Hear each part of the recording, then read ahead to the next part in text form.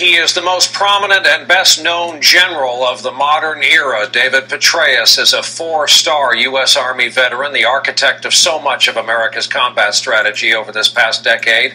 A man of such sterling reputation that last night, when rumors first started surfacing that he might be stepping down as head of the CIA, some speculated it was because he was running for president.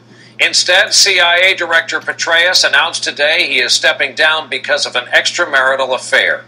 At a time when the CIA has been under fire for all that it didn't know about the attack on our consulate, the death of our ambassador in Benghazi, it's a huge vacancy for the newly re-elected president and a profound personal failing for a celebrated general officer who has given so many years to his country.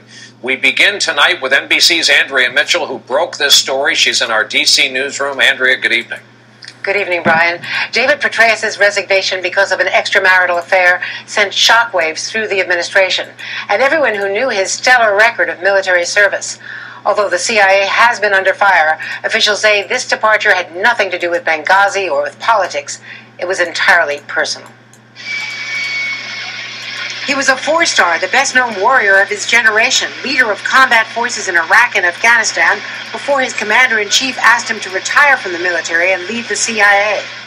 I have no doubt that Director Petraeus will guide our intelligence professionals as they continue to adapt and innovate in a never-changing world. I feel deeply grateful for the opportunity, if confirmed, to continue to contribute to the important endeavors to which so many have given so much. But today, David Petraeus notified the CIA's workforce that after being married for 37 years, I showed extremely poor judgment by engaging in an extramarital affair. Such behavior is unacceptable, both as a husband and as the leader of an organization such as ours.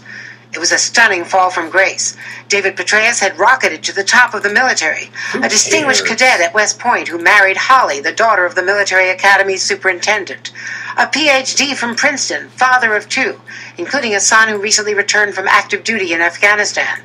As you noted, Mr. Chairman, my wife Holly is here with me today. She has hung tough while I've been deployed for over 5.5 years since 9/11. Holly Petraeus serves on the White House's Consumer Finance Protection Bureau, having worked there under Elizabeth Warren. Financial readiness is essential to mission readiness. Earlier this year, David Petraeus was the subject of a glowing biography by another West Point graduate, Paula Broadwell, a PhD student he met at Harvard. And when I was in Kabul, we would do a lot of interviews on runs. For him, I think it was a good distraction from the war. NBC News has confirmed that the FBI opened an investigation into whether Broadwell had improper access to Petraeus' emails or other computer access. The White House learned of the situation Wednesday, say sources. Officials say Petraeus called and asked to see the president Thursday, acknowledged the situation, and offered to resign. The president asked him for 24 hours to consider the situation. Today, while juggling his economic speech, the president called Petraeus and accepted the resignation, thanking him for extraordinary service to the United States for decades and wishing him and his wife the very best at this difficult time.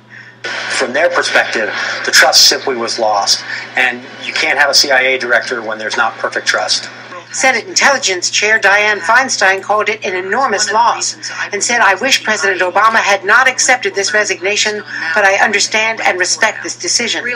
Taking over the CIA, Petraeus' highly respected deputy, CIA veteran Michael Morrell. Feinstein will hold intelligence hearings on Benghazi next week, but now Petraeus will not have to testify.